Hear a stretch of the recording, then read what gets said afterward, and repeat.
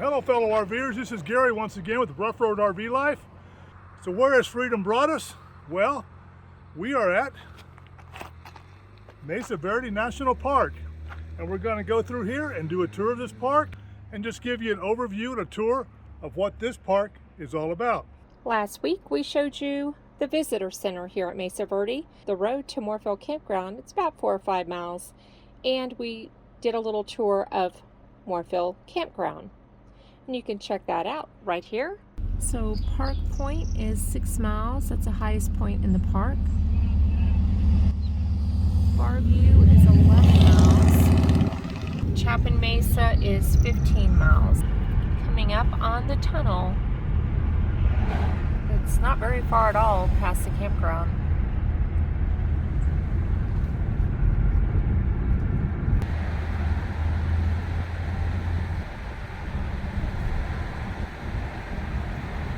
This is Montezuma Overlook.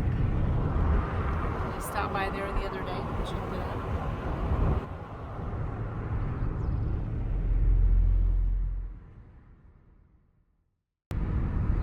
It's another one of those areas. No stopping, no parking. No playing with rocks. Playing with rocks. And see the rocks laying down there. Eek. I'm blaming the deer. This is about what you can expect for this part of the road. Go up, up, up, up, and then you go down, down, down, down. But you're kind of up here rolling along, wouldn't you say? Yeah, there's no straight ups. It's all gradual ups. Now, if you want something more straight up, go check out the Wetherill Mesa road, and it's just like this, except steeper, windier, no shoulders. Definitely have to pay attention while you're driving. But even it's not that bad. We've seen some Class B's and Class C's on this road. Yeah. We did see a tour bus the other day coming down it. Yep. So you can see the road way over there. And we can see the raindrops. Yeah, just a few little raindrops. It's all a tease around here. It doesn't ever really rain. Well, I guess it did once or twice. It's like straight down over that railing. Yeah, just don't look down. You'll be okay. How long it took them to make this road? I don't know, but I saw pictures of this road. I don't know if it's this road, but the road they had here before in one of the informational kiosks, and it had a Model T or A or something, like just slid off the road, kind of laying on its side, and two guys there kind of scratching their heads like, what do we do? It's a photograph, an old photograph. So thank God for the roads like they are now, because I can only imagine what this would have been like back in the day. So there's a little bathroom over there, a vault toilet.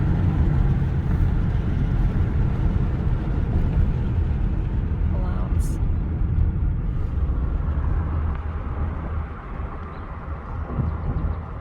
There's a view. Yeah. Lovely. It's amazing. It's so hard to take it all in. It's beautiful.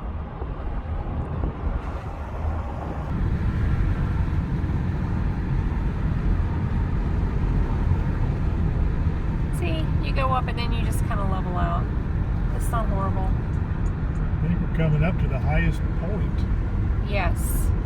So you can park here, get out, and hike up to the highest point. You can see the 4 different states that are in this area from Park Point. Yeah, you turn right down there, go to the parking lot, and then it's a quarter mile up to the thing. It is up, but it is spectacular. It's very crowded when I went up there. Elevation 8,376 feet. That's where we're at. Which So might bother some people. yes. Might get a slight headache or a little short of breath. Yeah. Yeah, if you're not acclimated to these elevations. Okay, Fairview is 5 more miles away. And Fairview has some sites, some historical sites. And there's also a cafe there and a gift shop. And the Fairview Lodge is there. So if you stay at the Fairview Lodge, you are kind of in the middle of the park. So you don't have as long a drive to get to where the cliff dwellings are each time you come out.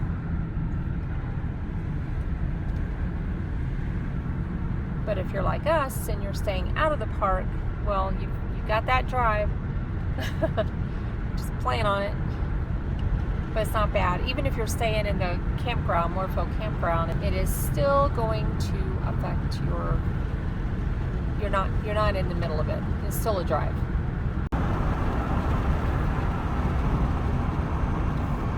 There's our view going down this very curvy area.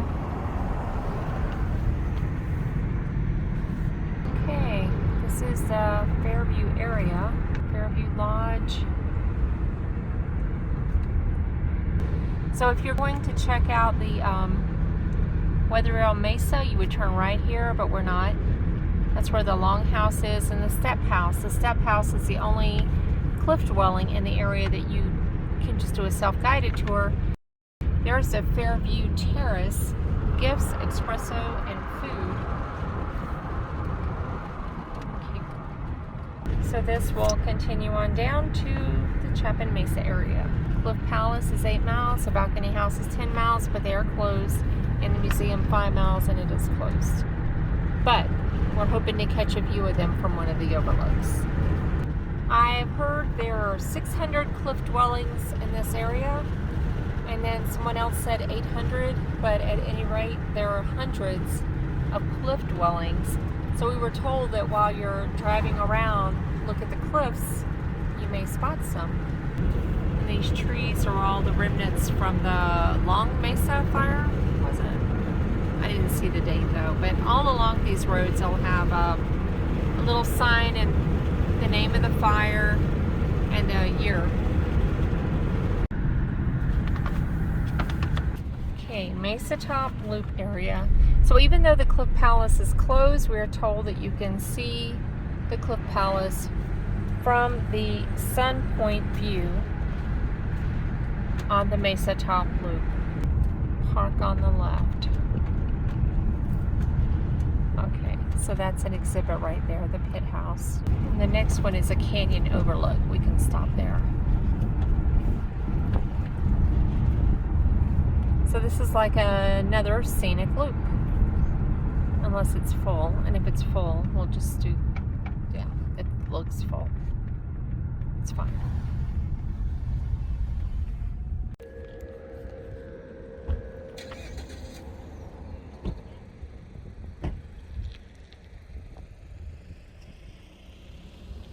Navajo Canyon overlook.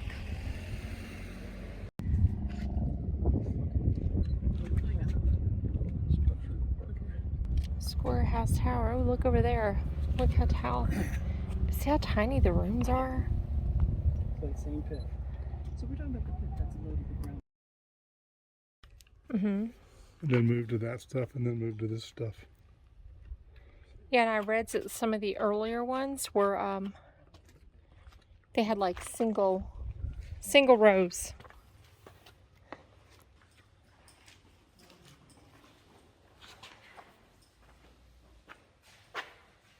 So this is one of the last villages before they moved to the cliffs. The Sun Point Pueblo. Medium-sized Pueblo village. Interesting.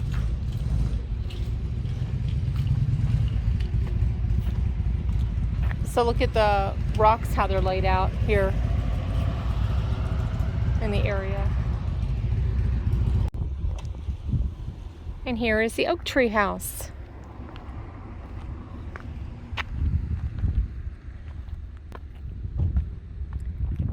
Storage rooms up top.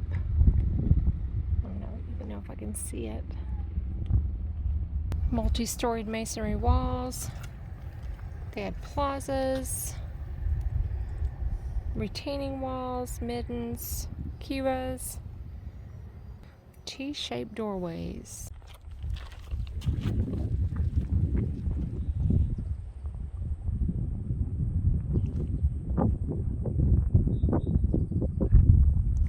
They're just tucked back up in there.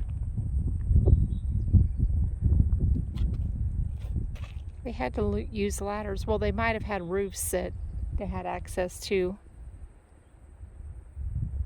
Looks like it's been painted down there.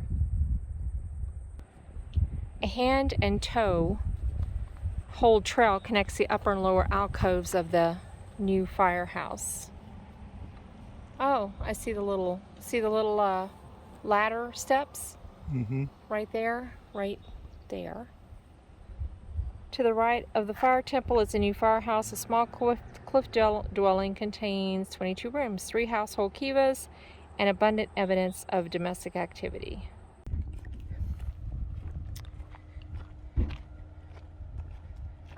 Going to check out Sun Temple. Mesa Top sites.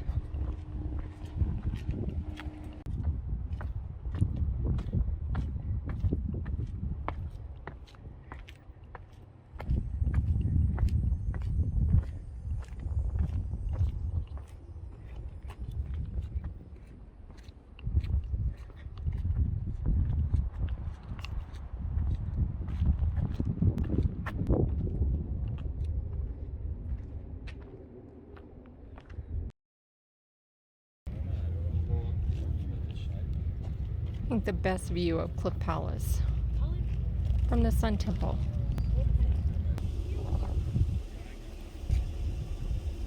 It's so amazing.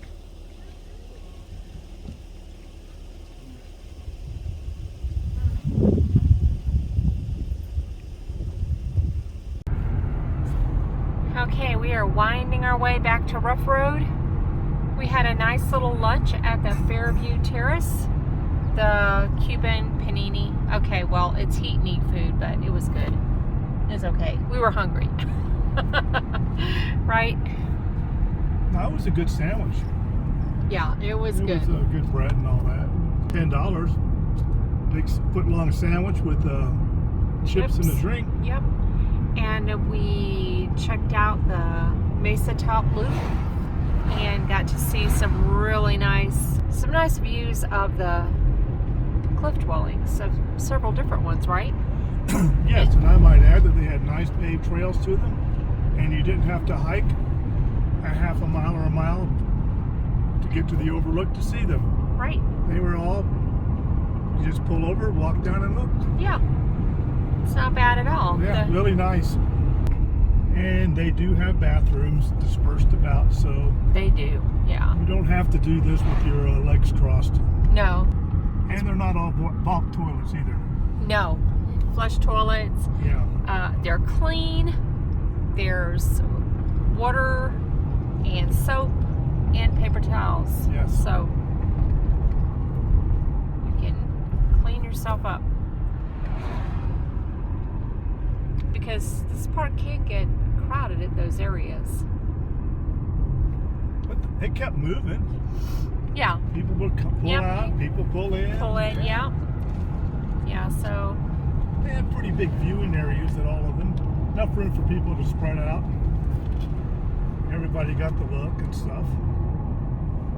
Now this is a Thursday, so yeah. Not sure what the weekend would bring.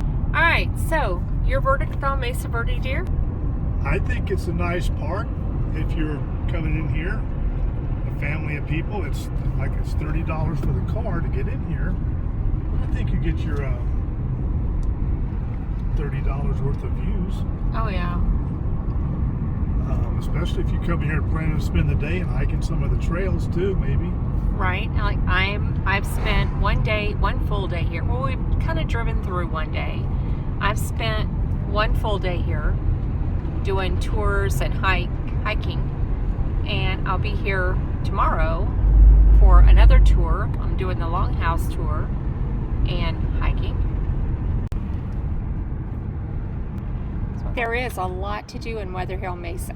Worth a visit make sure you stop there. So if you want to get away from the crowds, do this little walk. There's nobody. This is the Pueblo Village. And this is the Badger House. Okay, well, we're heading back to Ruff Road, but Mesa Verde, I mean, we will be in the area for 9 days, but you could probably see everything you want to see in a couple of days here, 2 or 3 days. I would do at least 2 days. Yeah, and you could also check out the Durango train ride. Yes, we're doing that Saturday. The Durango, we're doing the Cascade route. Looking forward to that. Narrow gauge railway. You can either do Durango to Silverton, or you can do the Cascade Express or something like that. It's shorter. It does have a layover where you get to eat lunch. You can order a box lunch, which we did, and we'll have it in a picnic area. That's so cool. Anyway, more on that later.